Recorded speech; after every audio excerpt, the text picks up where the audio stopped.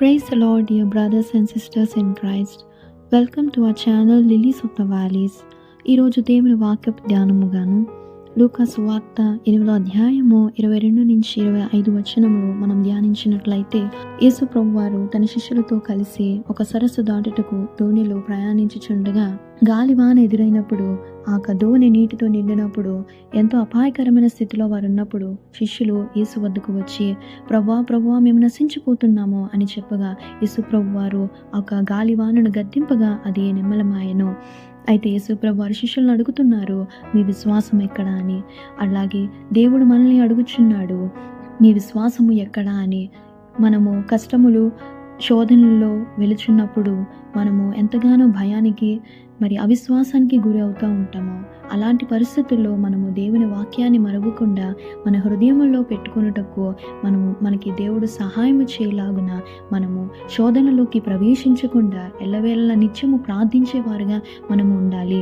దేవుని వాక్యము సెలవిచ్చిన రీతిగా ఎవని మనస్సు ఆయన మీద ఆనుకుని ఉంటుందో వానిని పూర్ణ శాంతి గలవానిగా కాపాడుదువు, ఎలయనగా అతడు నీ యందు విశ్వాసం ఉంచి ఉన్నాడు అని దేవుని వాక్యం సెలవిచ్చే రీతిగా మనము మన మనస్సు దేవుని మీద ఆనుకునేలాగున మనము చేయాలి. అలాగే ఆపత్కాలములో సహాయము చేయ దేవుడుగా మన దేవుడు ఆశ్రయ దుర్గముగా ఉన్నాడు కనుక మనం ఎల్లప్పుడూ ఆయన యందు నమ్మకం ఉంచినప్పుడు ఆయన మనకి సహాయం చేసే దేవుడుగా ఉన్నాడు. అలాగే మనము దేవుని ఆశ్రయించి వారందరూ కూడా సంతోషించుదురు, నీవే వారిని కాపాడుదువు కనుక వారు నిత్యము ఆనంద ధ్వని చేయుదురు. దేవుడు మనము సంతోషముగా ఉండుటకు పిలుచుకొని ఉన్నాడు.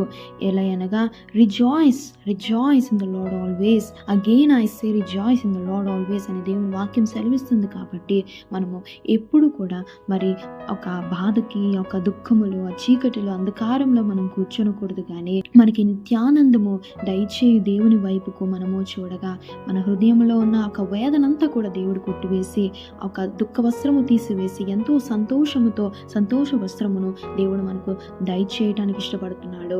అలాగే మనకి శోధన మనం భరించలేని శోధన వచ్చినప్పుడు సాతాన్ని గద్దించుటకు యేసు మనతో ఎల్లప్పుడూ ఉన్నాడు. మనం యేసు నామమును బట్టి సాతాన్ని గద్దించగా అది యేసు నామమునకు వణికి ఆ ఒక శోధన మనల్ని విడిచి వెళ్ళిపోతుంది.